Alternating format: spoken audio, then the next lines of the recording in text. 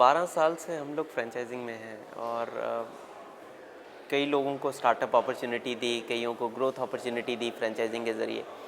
But अब वही लोग हमें वापस कह रहे थे कि हमें सिर्फ बिज़नेस डेवलपमेंट की सिर्फ स्टार्टअप आइडियाज़ नहीं चाहिए, सिर्फ बिज़नेस डेवलपमेंट नहीं चाहिए। उनकी नीड्स बढ़ रही थी।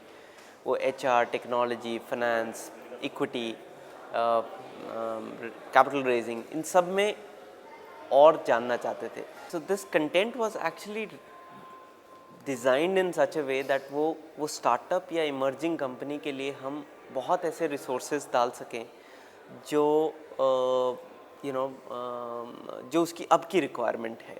सो आई थिंक द फीडबैक हमें जो मिला भी है, उन लोगों ने बड़े रेलेवेंट सवाल पूछे हैं। सबसे बड़ा फंडामेंटल जहाँ से हमने ये इस कॉन्फ्रेंस का शुरुआत की वो थी बिज़नेस प्लानिंग। हिंदुस्तान में बिज़नेस प्लानिंग का बहुत बहुत कमी है।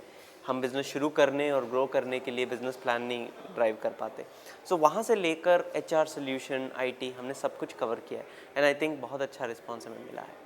मैंने जब 12 साल पहले अपना काम शुरू किया था, तब हमें एंटरप्रेन्योर ऑफ द ईयर जो अर्न्स्ट एंड यंग देता है, वो सबसे प्रेस्टिजियस अवार्ड है। वो आज भी सबसे प्रेस्टिजियस अवार्ड है। तो हमने सबसे पहली कोशिश ये की कि अर्न्स्ट एंड यंग को ही कहा जाए कि आप एक स्मॉल बिजनेस के लिए एक प्रोसेस डेवलप करें and I think that has been very very important. तो उसके कारण हम कहीं ना कहीं we been able to build this whole thing.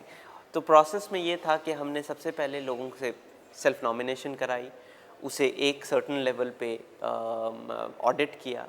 उस ऑडिट पे बेसिस पे हमने एक मैट्रिक्स ड्राइव की, उसे हमने ज्यूरी के साथ शेयर किया and finally we did personal interviews with those selected candidate and जो रिज़ल्ट निकल के आए हैं, आई थिंक नॉमिनीज़ खुद आके हमें ये कह रहे हैं कि the people who have won stand to win the award and I think we had very active participation there.